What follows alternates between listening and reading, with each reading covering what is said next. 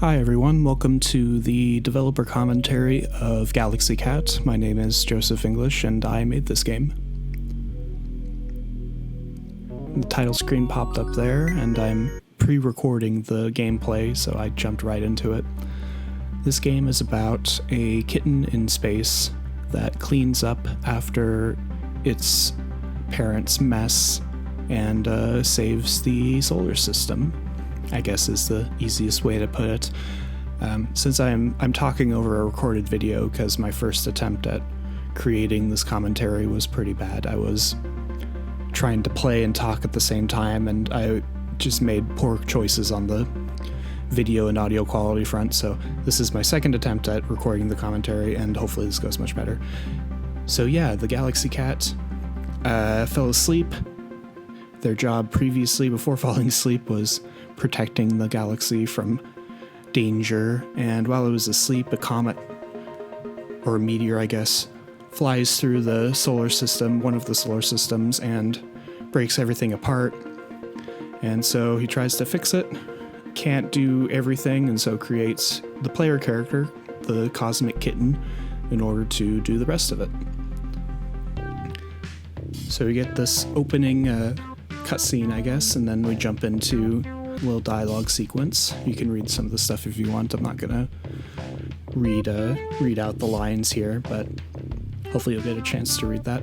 I really wanted to kind of develop a bond between the Galaxy Cat, which is the floating cat face in the corner, and the Cosmic Kitten, which is your player character. So over the course of the game, the dialogue gets more sentimental and jokey and all that. He even names the Cosmic Kitten, names them Kaz. We'll see that in a later dialogue. And the dialogue here explains that Kaz, the player character, is made of stardust and animated using the energy that is like the portals that you're restarting, the whole thing that you're doing. You're made of the same stuff, basically, so you're able to do it in a way that nobody else can. That's kind of the gist of the story, I guess. We'll talk a little more about what's actually going on with stuff. So here we go. The first level here, we're jumping around a little bit. The objective is to collect these sparkly bits, learning how to jump. Collecting the sparkly bits turns on the portal here, and then we can jump into the portal and move on to the next level. Here, the level is teaching us that we can't just do one jump, we can do two jumps, and so we're able to get over that obstacle. Pretty basic game design stuff. This is the first place that we see a obstacle that can kill you, besides falling off the level, which I didn't show earlier, but you can fall off the level. They're just kind of blazing through this part. These are pretty simple introductory levels that kind of teach the player how to move around in a reasonably safe environment. This is the first level that can be difficult for some people. I think that if you're not familiar with platformers, this is the first level that can be a little bit tricky. And then this one is the first level that probably is legitimately tricky, I guess. The bottom part down there, you can see all of the moving platforms, can trip up some players because it's not super clear when they're going to switch direction, and it's a bottomless pit. So yeah, that level's a little tricky. We have a story about the hitboxes on those floating orbs there. I actually made a mistake and made the hitboxes wrong, and one of the people helping me out on the testing caught it and were able to fix that, so that was cool. Yep, we're jumping through these levels. This game originally... Well, I should start with the scope of the game now. Oh, first I'm going to talk about this level. So, it looks impossible. Actually, before the game came out, got to send it to some curators, and one of the guys sent me an email back saying, I found an impossible level. And then in the same email thread, before I even had a chance to respond to it, oh, never mind, he was able to get through it, so I thought that was pretty funny. Anyway, I was going to say the scope of this game is 50 levels divided into 5 sectors or worlds, and yeah, so there's 10 levels in this world, 10 levels in the rest of the worlds, etc. So this is the last level of this world. And I'm going to mess up a few times on this jump. My excuse is that I want to finish listening to the song playing, because this is actually the first piece of music that I wrote for one of the worlds in general. I wrote some other pieces for different other stuff beforehand, but this is the first piece I wrote for the like main areas of the game. But yeah, so that's the scope of the game, is 50 levels roughly. There's a few more at the end, we'll get into that. But the original scope of the game was 6 worlds of 20 levels, which is a significant increase. In order to finish this game at any point, I was never going to finish this game if I tried to follow my original plan. There are a lot of levels from this first world that got repurposed into other places, and I'll talk about that when it comes up. But yeah, in order to even remotely finish this game, I needed to cut so much content. There's a ton of levels that don't exist in the game anymore because they got taken out. Here we are, the end of the first world. Sector 1 complete.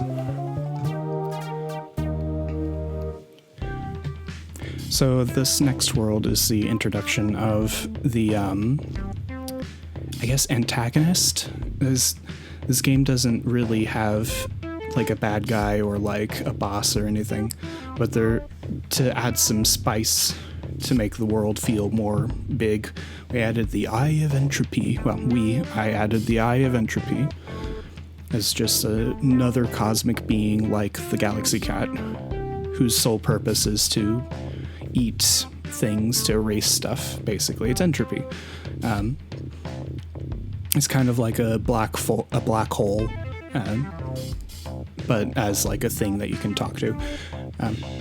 And the Eye of Entropy and the Galaxy Cat are friends, but the Eye currently is sleeping, and you need to navigate its territory without waking it up. Kind of. I mean, he's there. He's always there, staring at you. I thought it was fun that in the first world we had like moving direction, like the planet was moving in different places. Like if you look for the planet in the background, it's changing size and shape and all that. But for this world, the Eye of Entropy is just always sitting there staring. But it's asleep. It sleeps with its eyes open. The antagonistic side of this character comes up at the end of the game, and we'll talk about that a little bit when we get to it. This music track, though, is one of my favorites that I wrote, just because it's more contemplative than most platformer music of this genre, at least, are. So I wanted it to be a little more haunting for the kind of area that we are in at the moment. You can see each world has its own like unique obstacle that pops up in other worlds, but they get introduced into the first one. So the first world has the moving saw blades and the platforms and all that, and then oopsies, I fell there. This world has what would you say? This world has the disappearing platforms, and I didn't really talk about it because I was talking about other things, but that first world that first level rather, where you like run and the platforms are breaking behind you, that was one of the first things I made when I made the breaking platforms, because I thought it was such a fun way to introduce the concept of the obstacle. So I'm just playing around a little bit here, doing some commentary. Oh, this level had an interesting idea. I don't know if I like how it ended up working out. I probably could have workshopped it a little more, I think. Because the idea I had was that you had to navigate those breaking platforms while like dodging that large thing of spike balls, but I don't know, it didn't really come together the way I envisioned originally. That level's kind of tough. It's pretty simple, but it's pretty tough. This one kind of highlights the biggest problem with this game, which is that because the background is all black, because it's in space. The collectibles, the little sparklies that you need in order to finish the levels, are kind of hard to see, and that one, for whatever reason, that one's the one that, for me, is the hardest to figure out. That's a criticism that I definitely have for my game. Oh, I didn't have time to talk about it, but that last level is one of my favorites in the entire game. It's just super fun to play. So after that harrowing experience with the Eye of Entropy, we get into the cloud world, and you get to bounce around. Why are there clouds in space? I have no idea, but that's okay. Oh, this is the scene where the Galaxy Cat names Kaz, so I'm going to refer to the player character as Kaz for the rest of the game. And the Galaxy Cat's name is Gala. I think it'd be really cool if this game became well known in any capacity, and then Kaz got like plushies made and stuff. I just think that'd be really cute. I'm not really holding out for it. It is what it is, but I think that Kaz is a fun, silent character, personally. I mean, I made him, so. And I do have plans for sequels and all that to expand a little more on Kaz and what they are and what they intend to be and all this stuff. So they have a personality, but it doesn't really show through in this opening game where they have no dialogue because they can't talk. And I think that having Kaz be a silent character in future games as well is something that'll be true because they have no mouth. I don't know, maybe I'll give them a mouth if I had an art style that wasn't so simplified. So we're bouncing around here. I had someone called this level devious because you can mess up if you destroy that block. That's fun though. I think one thing that I just want to talk about this level. I cut myself off again. This level is a level that was repurposed from the first world. I said earlier that the first world got broken up because it had designed a lot of them for the original vision, but that last level was one that was originally in that world and got repurposed for this one. Oh, what was I going to say? Something, I don't remember, whatever. I'll probably listen to this back and go, come on, Joe, what are you doing? The music in this world, I wanted it to have like kind of a music boxy feel to it, kind of more lighthearted, but still have a level of like, I don't know, forlornness or like sinisterness or something. With this little breakdown in the middle shows, because it's, it's a cute area and it's, it's a nice relaxing time for the character, but on the other hand, it's also still in space. So you gotta have a little bit of sinister stuff going on with it. This level is probably my least favorite in the game.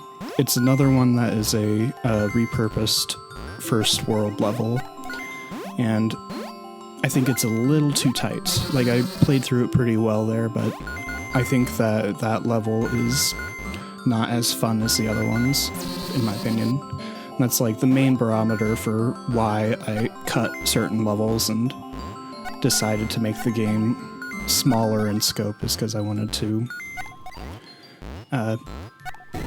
cut out the stuff that I didn't think was fun. And there's still some stuff that I think could be better, but the main goal was to concentrate the stuff into as much fun as possible, I guess. It's a very Nintendo way of thinking about it, probably. This is also one of my favorite levels because I like the idea of having to backtrack and recontextualize what you just did. This is another one, I don't know, this level is another one that I don't like a whole lot. Like, I think it had an idea going on there, but it didn't end up as fun as I thought it would, but I don't know, maybe some other people like it. I think it's fine. I think with more development time, this would have turned into something else or got cut entirely, I don't know. Well, that's the third sector completed, though. So we go from the clouds to the sun. We get close to the middle of the solar system here. This world has one of my favorite music tracks that I made. I don't know what else to say about it, really. I just enjoy it. At the end of this world, in the recording I made here, I just stick around before moving on because I wanted to listen to the rest of the track. But this is a moment where Gala is becoming more and more like a parent to Kaz, I guess, giving them more encouragement and more confidence, I guess. I think that's one of the things I wanted to bring out in the dialogue is that the cosmic kitten and the galaxy cat have a relationship of some sort.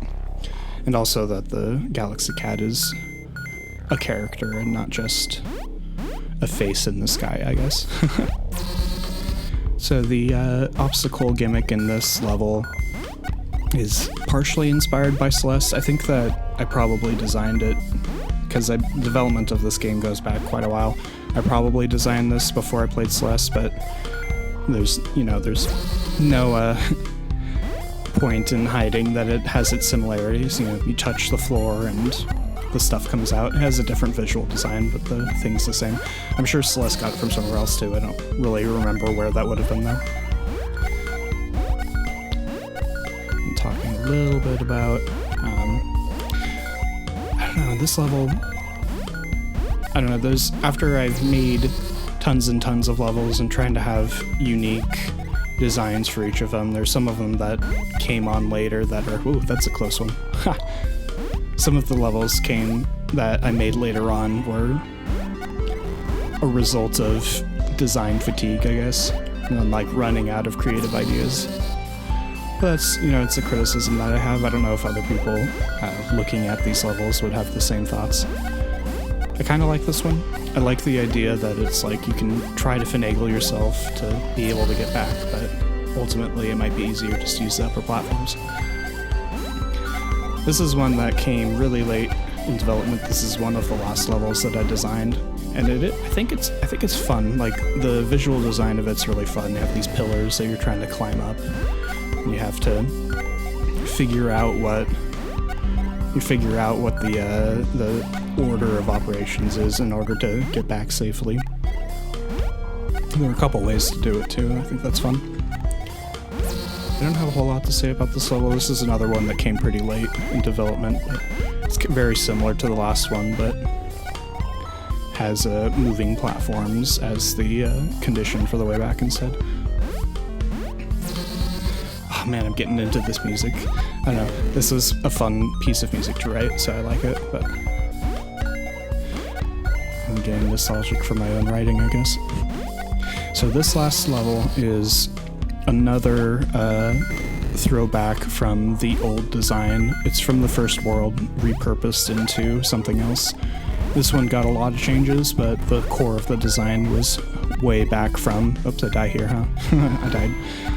The core of this design was designed probably several years ago, a couple years ago maybe, I don't know. I can't remember when I started designing Galaxy Cat, but I know that this is one of the very early ones that ended up getting repurposed into the final level of the world. And now we see me here just hanging out to the music. I start to bop to the music with Kaz in a second. I don't know if I can tell that, because it's funny, I coded in a duck animation and a look up animation, but it doesn't do anything. I just thought it was cute, but... And then we end the level. Alright, that's the end of the fourth world. So we go from the sun to the outermost part of the solar system. And this is the last world of the game. We're nearing the end point. This is also my favorite world in the game, actually. I think the hazard gimmick is one of the most fun, and it's also really consistent. So the more I play it and practice it, the more I internalize it. You'll see what I mean. It's got some rotating spike platforms and such. Maybe after this I'll get you a drum set as a present. You rock after all.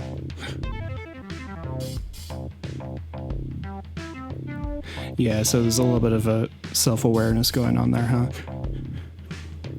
I had to decide how old I wanted the Galaxy Cat to be. I ended up on 10 billion, but maybe that was too old. Maybe that was too young. I don't know. Hadn't really thought about the science of, like, how old would a cosmic being be? 10 billion? Maybe. Well, the Galaxy Cat is reaching 10 billion. Hasn't quite hit there yet.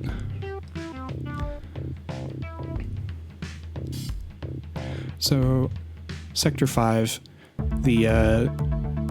so the alternating platforms are my favorite thing in the game, personally. It's just, for me, it's the most fun world to play, because the rhythm that you get into kind of a flow, especially in some of the later levels, and that makes some of these levels pretty difficult, actually, but for me, it's the most fun, I guess. And that's the thing about this game, it's harder than I intended originally, but that's because as I'm making it for me, right? So in order to make the game fun for me, I have to insert more challenge, so I make the levels a little bit harder because I'm playing them all the time and I want to have some challenge in my life.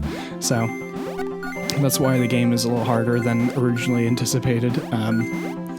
I think that's okay. I think that there's a community of people that get something out of harder games, and ultimately, since I made it for myself, having it be a little harder is okay. This is one of my favorite levels too. It's kind of just got a nice interplay between the breaking blocks and the spikes here. This is another level that came super late in development, but I actually really like it because you have to think fast in order to do it quickly.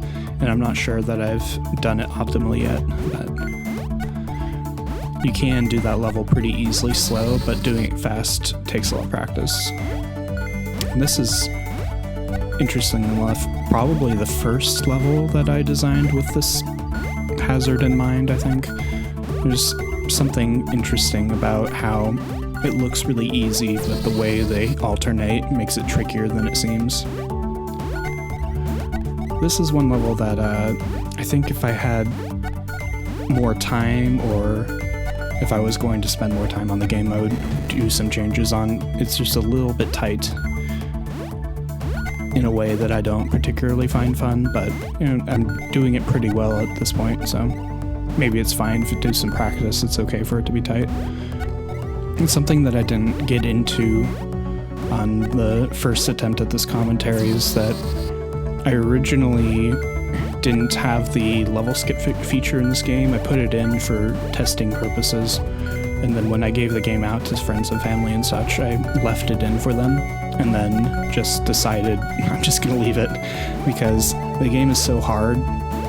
I mean, like, come on, okay, so it's pretty hard. It's not as hard as some games, like it's not as hard as something like Super Meat Boy or whatever, but it is pretty difficult, and I didn't have a real natural way to have like a difficulty setting, so having a way to skip levels that are just giving you fits, I thought was nice because, you know, it's a short enough game that if you want to get back to a specific level, you can just like skip through a whole bunch of them to practice one, or like if you want to see the whole game, then you'll be able to. This is my favorite level in the game. There are a lot of ways to do it, but the way I do it is beautiful.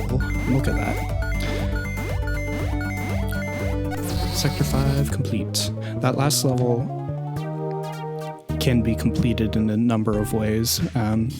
The way I do it is only possible because I've internalized the rhythm of when the spikes change. So I think with practice anybody can do it, but it did take me a little while. Okay, so now we're at the end of the game. This is when the Eye of Entropy wakes up. Oh, I spoiled it, whatever. The Eye of Entropy wakes up, he comes back, and because he's a grumpy head, he's going to erase Kaz. This is the only conflict in the entire game. So the ending bit here is you're running away from the Eye of Entropy in an attempt to be safe while the Galaxy Cat convinces NT, the Eye of Entropy, to not erase you, pretty much. And this last challenge is interesting for a couple of reasons.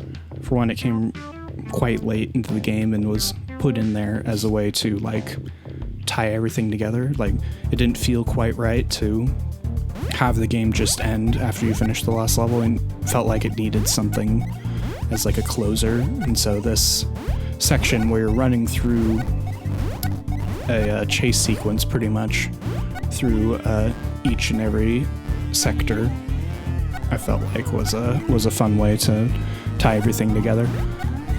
It's also kind of fun, like, having this really scary moments. So wait for it, and oh, if it touches you, you die, and you can see it's like erasing the screen. I thought that was fun. The controversial part about this world, or this ending segment, is that you have to do the whole thing. And I did that intentionally. You have to do the whole thing without dying. You have to get through all of it, because otherwise you start at the beginning. And I wanted it to be kind of like a final challenge. Like, can you think on your feet? Can you have quick reflexes in order to get through all of it? Can you memorize what the levels are coming up? And the memorization in particular is a element of the game, this last level, that isn't present in the rest of the game. Okay, so this last part, we have the falling sequence, and I just kind of tear through it because it's the end of the game. Hey, we got to the end. That falling sequence is controversial because it's the only point in the game where you have to really memorize it. And I think that's okay. For me personally, I think that having a challenge like that right at the end of the game is totally fine, because it's the final challenge. It's like, you gotta try it a few times, you gotta see it, you gotta work hard to get to it, and then there's a huge feeling of relief and excitement when you finally get to that last portal and you come up to this last cutscene. I think that's really important for me personally. I don't know. I'm a big fan of how this last part turned out, even though it is a little frustrating to get to the last little bit and die and have to go through all of it. But it only takes like a minute, if that, to get through that last part. So try hard and hard and hard, and you'll be able to get through too. I may have created you, but you're your own kitten. You're free to do anything you want. The Galaxy Cat, despite sleeping for millennia and letting a comet tear a solar system apart, is probably a pretty good parent. I don't know. Hey, whatever you choose, I'm so proud of you. Let's go. It's kind of a sappy dialogue sequence. I think there's a lot of sappy lines in this game, but I like that. I don't know. I think that it's nice to have a cute little game that's genuine.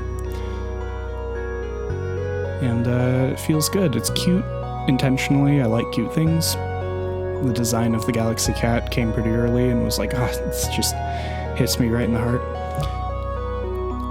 The way I designed these credits, though, is a little self-serving to be like, look at all of these roles that I filled. If I was making the credits now, I would definitely just write a game by Joseph English instead of writing out all of these things and pretentiously putting my name under them. We also have some fonts. I don't know, there's fonts that were the only things in this game that weren't made by me, so I decided to write their names down. And a special thanks. All of these people are friends and family, except for one person coming down, Sean Spalding. He's a game maker, YouTuber, and educational person. He's very influential in teaching me how to make games and stuff. Really interesting dude, although I've never met him, so I don't know if having his name here is appropriate or not. But yeah, this is Galaxy Cat. We're about to come up on the end screen. Thanks for playing. Here's the end screen. This is the end of the game. There's nothing beyond this point. One of the first people to play this game commented at the end of the Let's Play video that they made that this is the best title ending screen that they've ever seen. and I really appreciate that. Like, I think that's a really nice thing to say, and also I think it's a cute title. I keep calling it a title screen, cute ending screen. I'm a fan of how this game turned out. It took a little bit over 2 years of development, roughly. It started out as a completely different project and then morphed into this over time through various changes and cuts and all this stuff. And there were many months and things where I wasn't working on it at all, so it wasn't like 2 straight years or anything. But it was definitely a journey to make my first completed game, rather. There's a lot of small projects I was working on, but first completed game in Galaxy Cat. And I hope that if you had a chance to play it, that you enjoyed it. Even if it was hard, that you had a chance to skip some levels and get to the end. But yeah, this has been the developer commentary of Galaxy Cat. Thank you for watching, thank you for listening, and thank you for playing if you have. Have a good night. Bye.